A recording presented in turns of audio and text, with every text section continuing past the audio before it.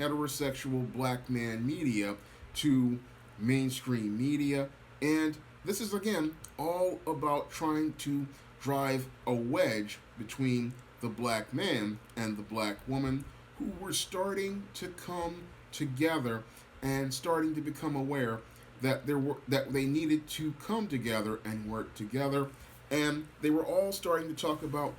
building group economics, building a black family, and working towards tangibles. And what the white supremacist wants to do is send out their agents to go after black solidarity, because white supremacy can't thrive when you have blacks who are solid and united. So this program is just another effort to program the minds of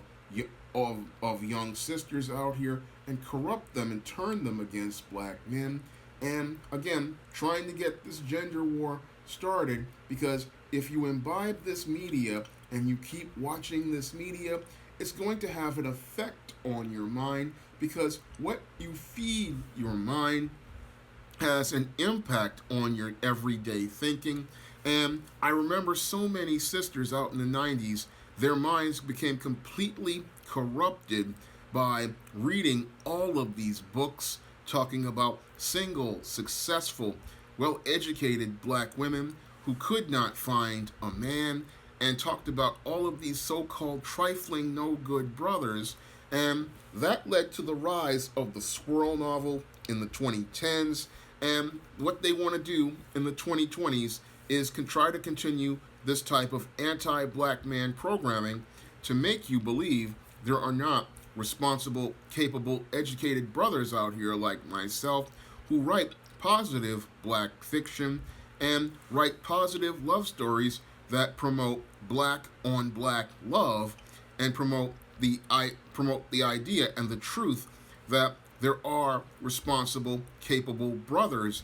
out here who want to go out here and build households, want to go out here and build families, want to go out here and have a home and a family life, and want to do things. And we don't want that. Nobody wants to hear from my story, because I've been trying to get those stories in mainstream publishing since I think about 1998 or so, and all I got was rejections from those white women who ran the publishing industry, but would be glad to push these anti-black man narratives because that fits their bottom line and that fits the type of propaganda they want to push, because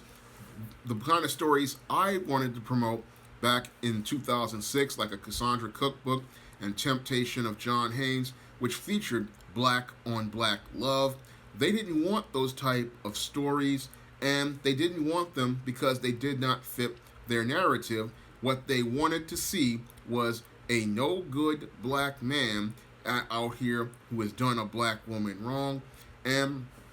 that fits what they want, because they don't like the idea of seeing responsible brothers out here, or the narrative that there are responsible brothers out here looking to go out here and do right. Because just my presence, if it was out here on a TV show making an appearance, that would shatter every idea that Terry McMillian, Oprah Winfrey, and many others pushed during the 90s. Just seeing a guy like Sean James sitting there talking about the racism that black men encounter on the job, the discrimination we run into when we're trying to get hired, hearing from us talk about how we want to go out here and build and how we have all these obstacles in our way, that would counter everything that people like Terry McMillian would talk about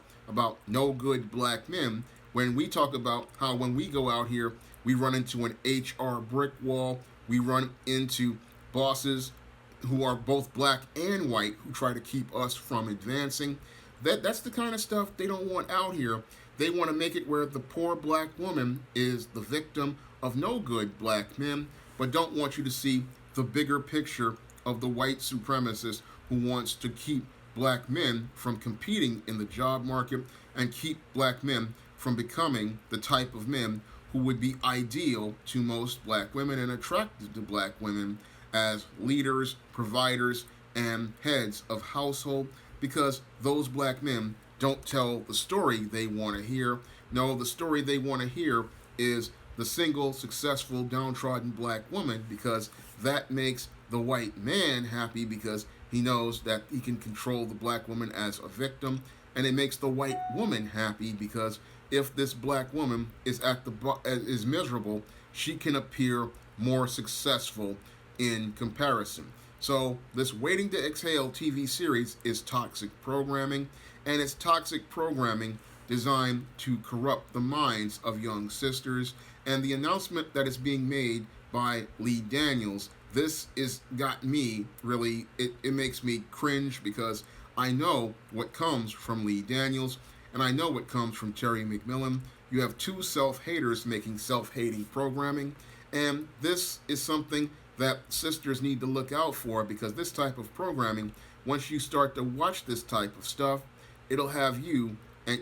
just as your life just as messed up as these four messed up characters, and have you on the toxic road that took out mama, took out grandmama, took out auntie, took out great auntie, and have them all old spinsters, and have you miserable in their company. Now, if you want to pick up some positive stories that promote black on black love, like A Recipe for Success, The Temptation of John Haynes, and Spinsterella, you can find all of those romance novels on Amazon.com in paperback and Kindle format. You can also find some of them on Smashwords, the iBookstore, and Google Play. And if you want to see me make more videos like this, you can donate to my Patreon, my PayPal, or my Cash App by clicking the link to the description box. That's all I have to say for this video. You can comment, rate, and subscribe.